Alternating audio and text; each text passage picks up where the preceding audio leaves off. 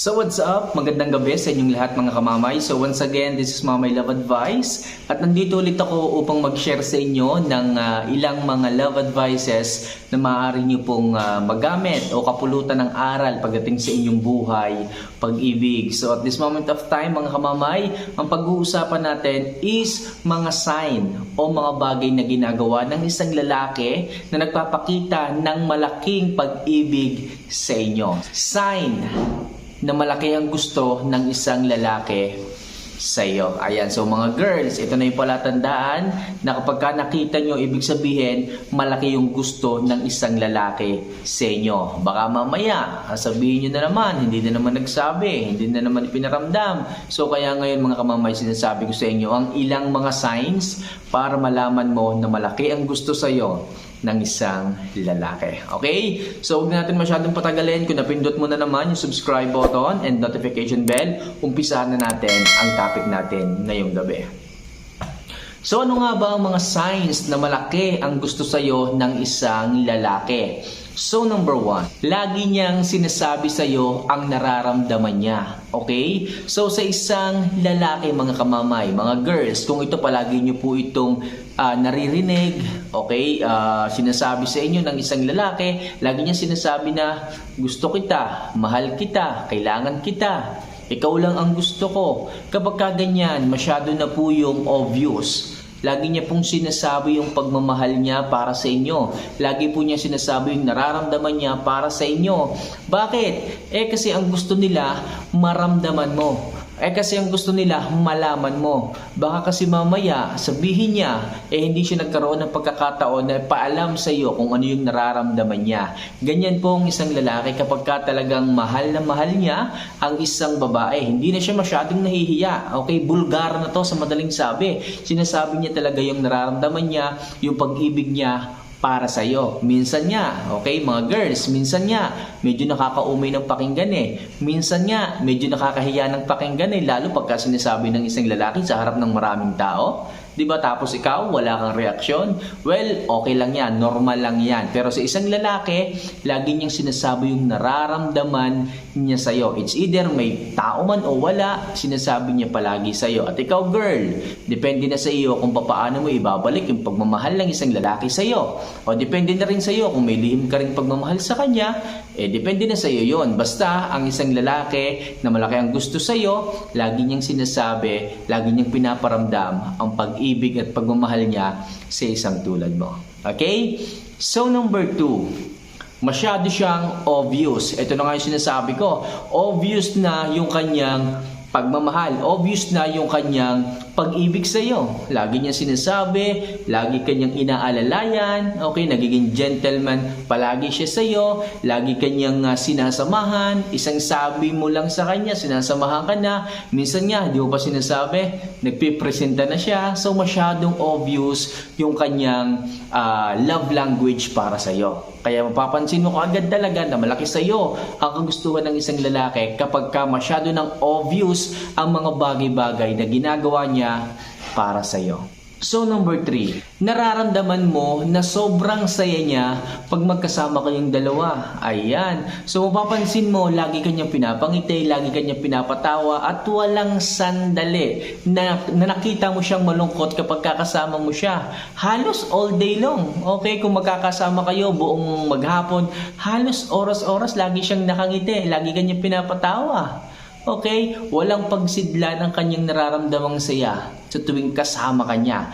Yan ay sa mga panahong nakikita kanya at kasama kanya. Lagi niyang nararamdaman. Pero, kabaligtaran ang nararamdaman niya kapag magkalayo kayo, kapag hindi kanya nakikita, hindi kanya natatanaw, hindi kanya kasama. So, sa madaling sabi mga kamamay, sobrang saya ng nararamdaman ng isang lalaki kapag kasama kanya. Okay? So, next. Handa siyang gumastos kahit magkano, mapasaya ka lang. Okay? Mga kamamay, ito ang kalimitang ginagawa at halos karamihan sa lalaki ang ginagawa nila para ipakita, iparamdam ang pagmamahal nila sa isang babae. Halos ubusin nila yung pera nila, halos yung kahit yung mga ipon nila, yung kinita nila sa maghapon, kahit na ibili nila ng mamahaling gamit, mamahaling regalo, mamahaling damit para sa iyo. Okay, maipakita lang sa inyo na gusto kayo ng isang lalaki. Maiparamdam lang sa inyo ng isang lalaki na meron silang pagtingin at pagmamahal sa inyo. Handa silang gumastos kahit magkano, kahit maubusan sila, maiparamdam at maipakita lang sa inyo ang kanilang pagmamahal. Ganyan yung ibang mga lalaki. Okay, karamihan sa ibang lalaki, ganyan yung ginagawa. Kahit wala nang matira sa kanilang pera, sa kanilang ipon, basta mailibre kayo, gumastos sa inyo, maging masaya lamang kayo. Yun nga lang, paminsan-minsan, hindi ko rin alam sa mga babae kung bakit. Okay? Pinapaasa lang nila yung ibang mga lalaki kahit maubusan ng pera, tapos sa bandang huli, hindi rin naman pala sasagutin. Okay? Mga girls, ipaliwanag nyo naman sa akin bakit may mga babaeng ganyan. Okay? Comment nyo naman sa baba kung ano ang dahilan. Alright? So next, handa kanyang ligawan kahit sa harap ng maraming tao. Kahit nasa public kayo, kahit nasaan man kayo, basta wala siyang pinipiling lugar para ligawan ka, para pasayahin ka. Minsan nga, mapapansin mo ang isang lalaki masyado ng corny, masyado ng OA, bumabanat ng mga pick-up lines, nagpapatawa sa'yo kahit hindi mo nakakatawa. Alam niyo mga girls, ang mga lalaki, ganyan talaga yan. Kahit na anong paraan ginagawa nila, kahit corny, kahit masyado ng awkward, ginagawa pa rin nila as long as gusto nilang makita o sinusubukan nilang iparamdam sa iyo na masaya silang kasama, na kaya kanilang pasayahin in a way na ginagawa nila yung mga bagay na yon. Hindi sila nahihiya, ano naman kung awkward, kung corny, kung maraming tao ang nakakarinig. Ang mahalaga sa kanila, maging masaya ka. Ang mahalaga sa kanila, kasama kanila, at gusto niya maging maayos, maging masaya, maging enjoy ang maghapon na magkasama kayo. Kapag ka napansin mo ang isang lalaki, lagi kang pinapatawa, lagi kang nililigawan, lagi siyang bumabanat ng mga pick-up lines, alam mo na yon, malaki ang gusto sa'yo ng isang lalaki. Alright? So next, tanggap niya kung ano man ang nakaraan mo. Mga kamamay, kapag kaganto ang isang lalaki sa iyo, ibig sabihin, gustong-gusto ka niya. Ibig sabihin, malaki yung paghanga, pagtingin, pagmamahal niya para sa iyo.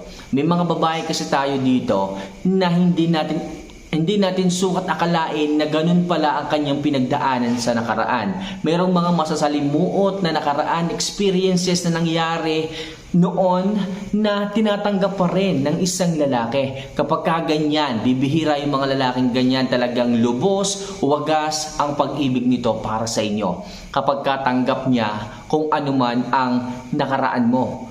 Yung ibang mga babae dito, galing sa mga bahay aliwan. Yung ibang mga babae dito, hindi natin alam na ganito pala yung nangyari sa kanila sa nakaraan. Pero nakakilala sila ng isang lalaki na tanggap kayo kung sino pa man.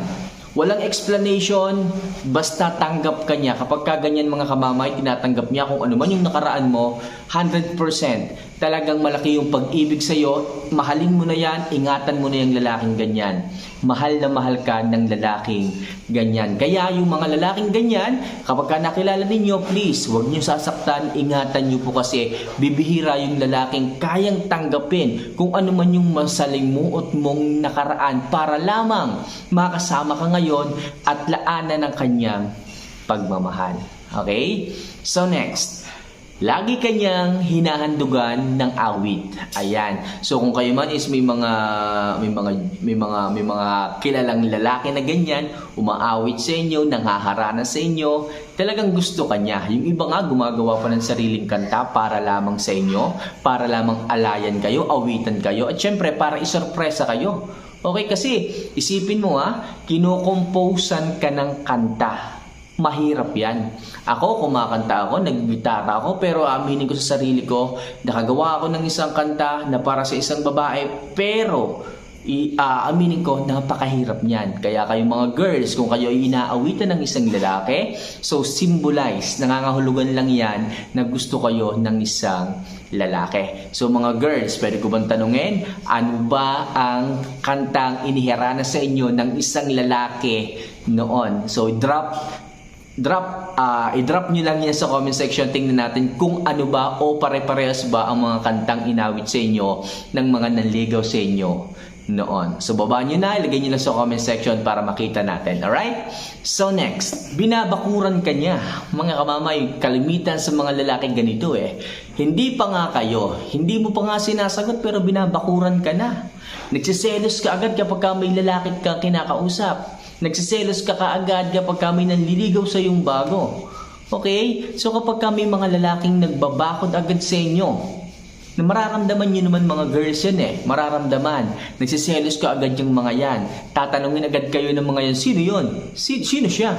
Bakit may ganyan? May mga lalaking ganyan. Medyo advance mag-isip. Alam, minsan parang mali na. Kasi syempre, di mo pa nga sinasagot. Binabakuran ka na agad eh. Hindi pa nga niya alam kung gusto mo rin ba siya o ano. Pero kapag ka ganyan ng isang lalaki, binabakuran ka na kaagad. Hindi pa man kayo, malaki yung gusto niya sa iyo. Kaya kung ako sa inyo mga kamamay, maging sensitive kayo, maramdaman nyo sana yung mga bagay na yan. Alright? So next. Nagsusorry siya kahit hindi naman niya kasalanan. Mga kamamay, alam kong mali. Alam kong mali ang magsorry ng hindi niya kasalanan. Pero kapag ka ganito yung ipinapakita sa inyo ng isang lalaki, ng isang manliligaw mo, ng isang lalaking naglalaan ng oras sa iyo, ibig sabihin malaki yung gusto nito sa iyo. Malaki yung paghanga, pagtingin, pag-ibig nito para sa iyo. Kapag ka siya yung nagsusorry, lagi niya tinatanong, ano ba yung nagawa kong mali? Bakit bigla kang hindi nag-chat? Ano ba yung nasabi ko kahapon? Bakit hindi mo ko pinansin? Sorry, baka mamaya may nagawa ako na hindi mo nagustuhan. Kapag ka ganyan, inaako niya yung mga bagay-bagay, okay? Para lamang maging okay kayo, para lang hindi ka mawala, ibig sabihin lang yan, malaki yung pagmamahal ng isang lalaki sa iyo. Alright? So, next and last. Dahil sa iyo, umiiyak siya. Mga kamamay, hindi man gawain ng isang lalaki ang iyakan ng isang babae.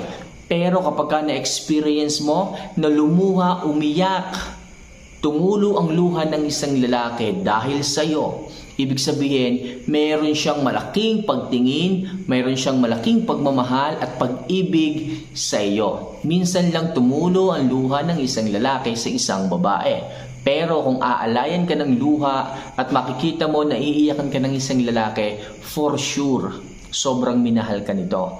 For sure, naging parte ka ng buhay ng lalaking ito. Kaya kung ako sa inyo mga kamamay, alam nyo na ang dapat nyong gawin kung ano yung